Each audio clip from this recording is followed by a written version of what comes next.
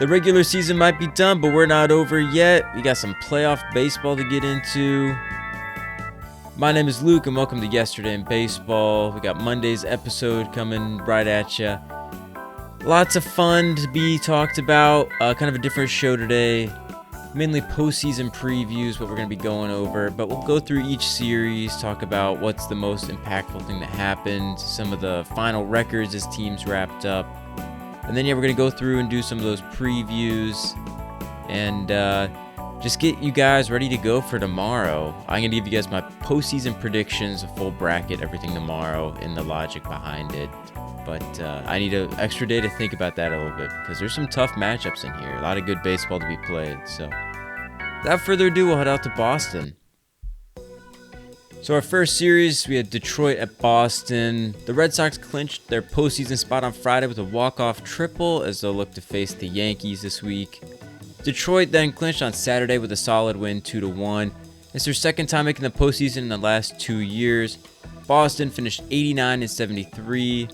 Detroit finished 87-75. So good year for both of those teams, both playoff teams. Next out in Sacramento, Kansas City took on the A's. Kansas City won the series, wrapping up 82-80 as the A's finished 76-86. The Royals rookie catcher at the farthest hit ball by a Royal in the StatCast era, so a 482-foot bomb out to right field. Both of these teams looking to improve next year. Royals a little bit under expectation, but still a good year relative to what it's been the last decade or so. In San Francisco, Colorado and the Giants faced off. Not much to talk about here.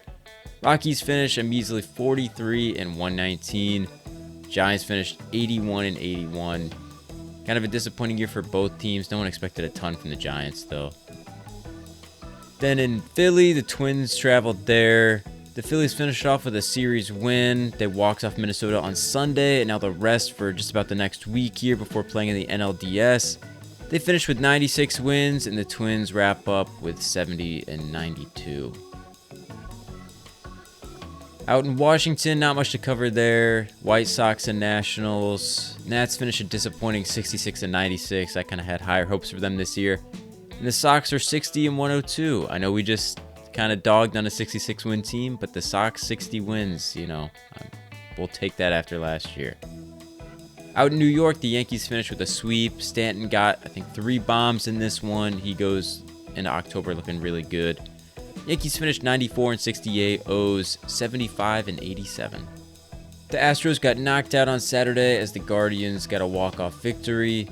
They won't make the postseason for the first time since 2016 and finished 87-75. The Angels finished a disappointing 72-90. Out in Toronto, the Jays swept the Rays, clinching the AL East on Sunday. They'll have a 1 seed in the AL and a bye as they finished 94-68. Rays finish up 77-85. All hope was lost for Arizona as they got swept by the Padres. San Diego's the 5 seed and they'll play in Chicago tomorrow against the Cubs. They finish up a nice 90-72. Arizona wrap up 80-82. Dodgers took on the Mariners in Seattle. Clayton Kershaw pitched his last regular season game yesterday. He got the win as he went 5.1 scoreless, striking out 7 and walking off to a standing ovation from the Seattle crowd. They finish up 93-69 as they get the 3 seed, so good year for LA. Seattle finished 90-72 and get the 2 seed and a bye in the AL. Out in Cleveland, the Guardians punched their ticket with a walk-off hit by pitch on Saturday. They'll get the 3 seed as they wrap up 88-74. Texas limped down the stretch. They wrapped up 81-81. The Mets were trying to get a win and clinch a spot against the Marlins, but Edward Cabrera of the Marlins had a great outing. He shut them down, and the Mets collapsed, missing the postseason with that payroll. They finished 83-79, tied with the Reds, but the Reds had a tiebreaker. Marlins finished 79-83. So speaking of the Reds, they lost that game that they needed to control their destiny against the Brewers, but it didn't matter as the Mets ended up losing anyways. They traveled to LA to take on the Dodgers as they finished 83-79. Brewers finish an all-time franchise best 97-65 and have the 1 seed in the National League. Not much happening in Atlanta. Pirates wrap up 71 and 91. Braves finish 76 and 86. Both teams hopefully looking to be better next year. And our last one we're going to recap here. We have Cardinals and Cubs. Cubs finished 92 and 70 and have the 4 seed and will host the Padres. Cardinals finish 78 and 84, their second season under 500 in the last 3. Not great, but Cubs make the postseason for the first time since 2020. So now let's move on to our postseason preview. I'm excited to say this is postseason preview time. So we got the National League. We're going to go through the worst seed to the best seed, Cincinnati all the way up to the Brewers. And we're going to go through 6 different team statistical categories and the rankings out of 30 on how well that team performed in the regular season to give us a better feel for, how well-rounded this team is, what's its strengths, what's its weaknesses. So starting off, we got the Cincinnati Reds. Starting off with the runs, they were 14th in runs, so 14th best offense. 21st in homers in a pretty hitter-friendly ballpark. Starting pitching ERA 9th, again in a hitter-friendly ballpark, so that's impressive on that front. Slightly above average bullpen as they have a 14th best reliever ERA. 19th in stolen bases, kind of surprising with Ellie. And then fielding run value is 20th, which feels about right.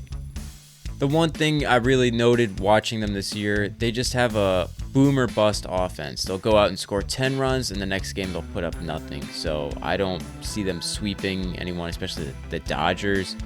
After their key to victory, I think, they need Hunter Green to just go out there and shove. Their pitching needs to just get the job done and try to win with the small ball because they're not a very big power team. So they're the last seed. I feel like that's about okay for them. I'm glad they're in the playoffs. I'm excited for their fans, but not expecting a ton from them. Next up, we have the San Diego Padres. They were 18th in runs, 28th in homers. Starting pitching ERA is 16th, but this is their biggest strength. The relief pitcher ERA is 1st in all of baseball. Stolen base, they're 18th in that, and fielding run value 16th. Again, they can shorten games big time with that bullpen, and they have some good high-end pitchers, but that's just going to be the key for them. Try to scratch across runs, and they've been doing that without the long ball. So their bullpen is the key. Look out for that. Once the starter gets out of the game, they can just shut it down. So that's going to be their key to victory. Now we have the Chicago Cubs, who had a top 5 offense all year, and it stays that way. They were 5th in runs, 6th in homers, 8th in starting pitching ERA, which is kind of a sneaky surprise in there. 11th in bullpen ERA, 4th in stolen bases, and 2nd in fielding run value. This is a very well-rounded team. Great defense, great offense, and great pitching. So I expect big things from them this October. Then the Dodgers, speaking of big things, 2nd in runs, 2nd in homers, one of the best offenses all year. Starting pitching ERA, I was shocked with this, 5th. That's awesome. Relief pitcher ERA, it seems about right, 21st. I feel like I saw them blow a lot of leads in big games, so that's something to kind of look out for. Stolen bases 22nd and fielding run value 18th. Yeah, they just need to hit the ball and hope that their starters can go deep. Let them hope they're efficient, get to the 6th or 7th, and hopefully just kind of have a reduced bullpen in a way, which is not really how you want to enter the postseason, but, teams do that every year. They can get the job done. On to the Phillies now, the 2nd seed.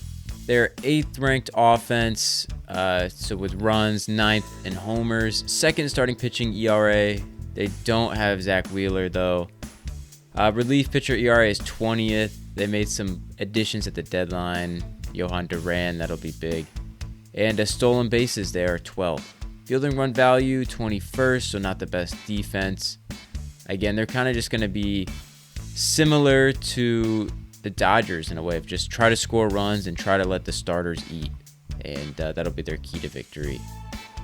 And then lastly, we have the Brewers. Just an absolutely amazing team in all statistical categories. No wonder why they're the best team in baseball. The 3rd best offense is they were 3rd in runs. Somehow 22nd in homers. We went over that last week or the week before about how kind of bizarre it is they hit the ball softer than anyone, just about. but they still score a ton of runs. So the very contact-oriented approach. Starting pitching ERA of 3rd, that's great. We've seen it all year from them. They can get the job done. Bullpen is 6th, 2nd in stolen bases, and 3rd in fielding run value. Just a very fundamentally sound team that can get the job done. So that's it out of the National League. I definitely see the Brewers as favorites. At first, I was a little worried about their lack of the long ball, but I mean, they're just so good in every phase of the game. Pitching, base running, defense, hitting. I do think that they're the favorites. It'll be interesting with the week off here, but I expect them to just be able to beat anyone in the NL. Now on to the American League. We have the 6th seed is a team that looked like a surefire 1 or 2 and had a late collapse. Very rough second half. We have the Detroit Tigers. They still ended up 11th in runs, 10th in homers. Starting pitching ERA is 11th with Tarek Skubal in there. Relief pitcher ERA 17th, 30th, the worst team in stolen bases, and about the most average fielders at 15th. I mean, the key for them is just going to be to have Skubal cook and just hope that their starters get it done and that they can just scratch across something. They haven't been able to do that lately, but that's just, they have to win that way. Maybe try to steal some bags. That's not their strength, but you know, desperate times call for desperate measures. They're not hot. They're playing against Cleveland, who they dropped the series to this past week, so they got to get a little creative. Now on to the 5 seed of Boston. They're 7th in runs, so 7th best offense, 15th in homers, right middle of the pack. Starting pitching ERA is 12th. Don't forget they have Garrett Crochet. Relief pitcher ERA is 2nd, so that is pretty elite for them. They're going to be using that to their advantage all October long. 6th in stolen bases and 9th in fielding run value. Really good ball club here. Again, I like how well-rounded they are, and I like being able to see this here. Again, I expect them to be able to at least make a bit of a run here. Yankees now, 1st offense in baseball. 1st in runs, 1st in homers. Starting pitching ERA is 4th. Max Fried should be going tomorrow night. Their bullpen is their biggest weakness with their 23rd best reliever ERA. They're 8th in stolen bases, which kind of surprised me. Their fielding run value is better than I thought at 13th. So I think they're a better team than they were last year. This was a team that went to the World Series and got exposed a little bit. And I know they struggled during the season with some fundamentals and some defense and stuff, but I would hope for their sake that they had righted the ship now and they've cleaned all that up and they're ready to go out and play some good baseball. So again, I know I just said Boston could go on a run. Either of these teams could go on a run. So it should be a pretty amazing series this week. Now on to what I'm kind of calling the anomaly here is Cleveland. They are 28th in runs and 20th in homers, so they're not really getting it done there. Starting pitching ERA is 10th, and we talked about that crazy stat down the stretch that since they went on their streak in September, I think all of their starters combined to like a sub-2 ERA. So if they keep that up, I mean, there might be no stopping them, but everyone knows that's not the most sustainable, so we'll see. On top of that, they have one of the best bullpens in baseball. They're without Emmanuel Clase due to his gambling investigation, but they have the 3rd best ERA in relievers, 11th in stolen bases, and 4th in fielding run value. It's just a matter of how much the pitching comes through for them. Now we're on to our 2 teams in the American League with a bye. Starting off with the Seattle Mariners in the 2nd seed. They have the 9th best offense. They're 3rd in home runs, and that helps because they have Cal Raleigh. They also have Eugenio Suarez, who's starting to heat up as well. Josh Naylor, Randy Rosarena, some big dumpers. And then the starting pitching ERA, they have Logan Gilbert, Brian Wu, who can get it done. Luis Castillo, so that'll probably be their big 3 if Wu is healthy. So 13th in ERA there, 9th in relief ERA, 3rd in stolen bases, so they can really kind of play small ball with that, and their fielding run value is 26th. I'm a little worried about them because they've been such a vibe-oriented team. We've just been rolling, and they have to sit now for longer than they've sat since the beginning of spring training, even longer than the All-Star break. And they just have to come in and play whoever has a boatload of momentum as they won a playoff series. So we'll have home field advantage for that. It'll be interesting to watch, but I'm a little worried about them. Very vibe-oriented, and they've been rolling, and now they have to sit for a week. So I hope I'm wrong. I've said that before on this show. I hope I'm wrong. I really do. On to Toronto now. They are 4th in runs, 13th in homers, 20th best starting pitching ERA, 16th best relief ERA, 28th in stolen bases, and 1st in fielding run value, which was a surprise to me. It's hard for me to explain why, but I do have some concern with this team as a 1 seed. I kind of like Seattle. I mean, they get the bye, but someone's going to be coming in that's hot, and they've won a series, and they're feeling good, and they just don't really seem like a team like the Brewers that are just so fundamentally sound that it won't matter, or a team like the Phillies that can just pitch you lights out. They're kind of going to have to piece it together if they want it.